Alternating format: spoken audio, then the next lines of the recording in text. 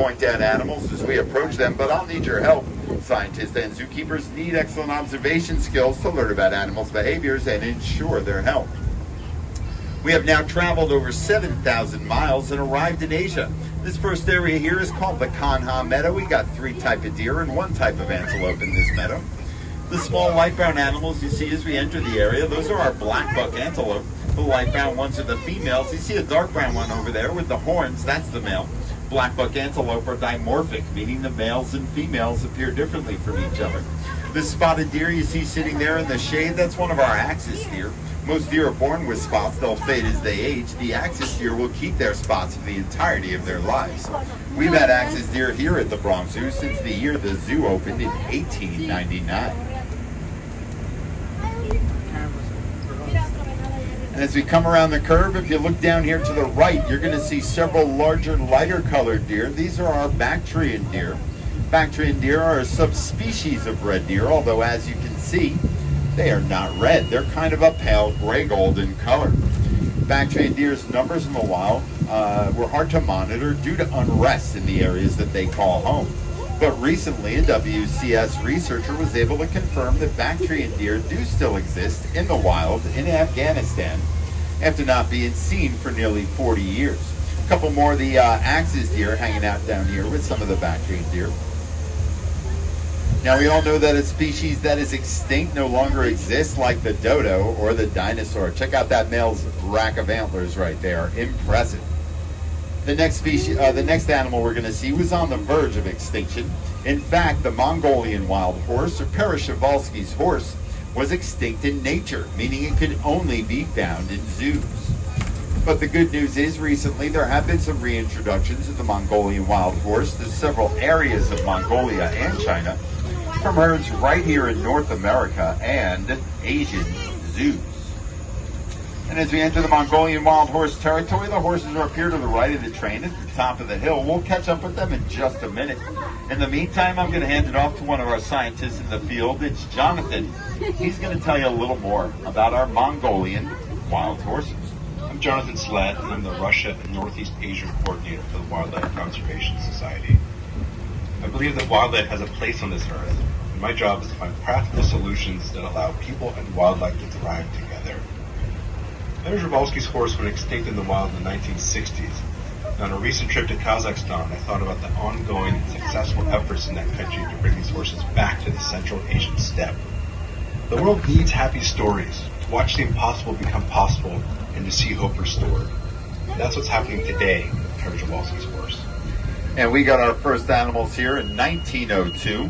And to date, we've had over 50 Mongolian wild horse foals born right here at the Bronx Zoo. That's what you want to keep your eyes open for today, folks. There's a foal in the herd. That's a baby horse. She's about 7 months old. Now, you might notice some differences between these horses and the domestic horses you're used to seeing. They got a stockier build, shorter legs, and check out that mane. They got that erect mane. It kind of looks like they are rocking a mohawk. I guess you could say they are genetically awesome. The foal's right here at the top of the hill, the fourth from the right. You can see she's about half the size of the other horses.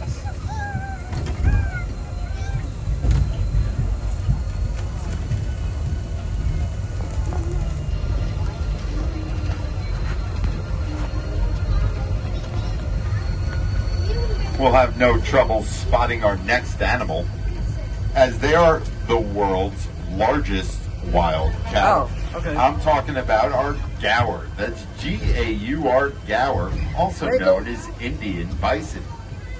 A male gaur can weigh up to 2,000 pounds. That's as much as a small car. He can stand up to 6 feet tall and be up to 10 feet long. With his impressive size and sharp horns, a male gaur can fight off just about anything, even a tiger. Gaur were highlighted on season 3 of the Zoo on Animal Planet, which is available for streaming. The gaur are right here in front of the train, sitting in the back there by their fence. We'll get a much better view as we move down the line and look back towards the left. You got to stay seated back there, guys. Everyone, got to have butts on seats, please. I'm going to hand it off now to one of our zookeepers. It's Dave. He's going to tell you a little more about our gaur. Hi, I'm Dave, a wild animal keeper here in Wild Asia. When the Bronx Zoo received 2 female and 1 male gaur from the San Diego Zoo, it took a couple of introductions before all the animals were comfortable. But after a little bit of time, the 3 new animals fully integrated into the herd, and we have the family that you see today.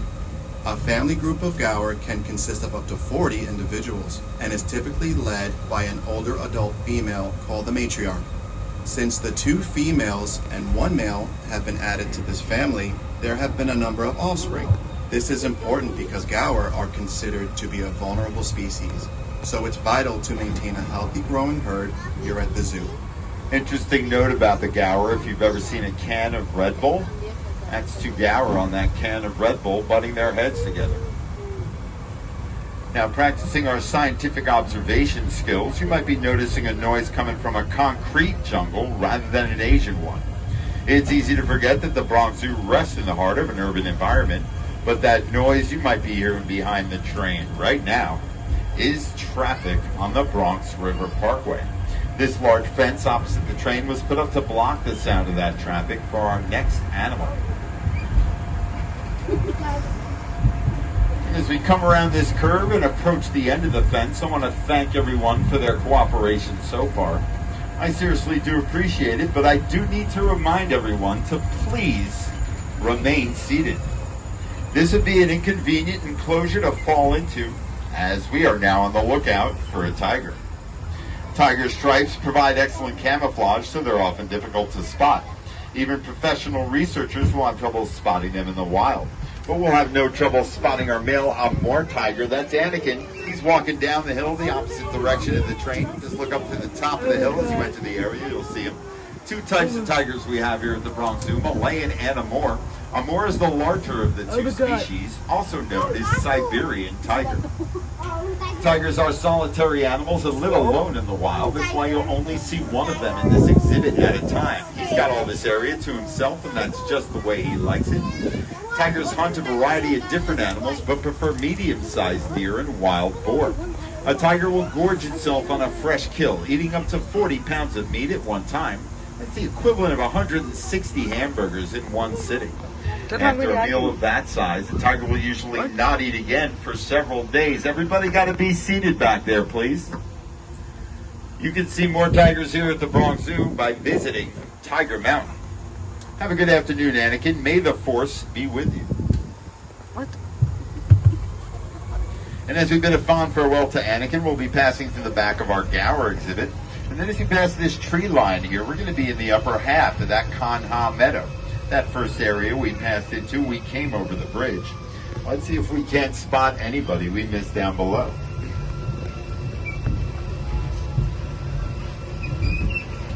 As we enter the area, if you look to the left there, you'll see some honey brown deer sitting by the fence. Those are our Barrasinga deer.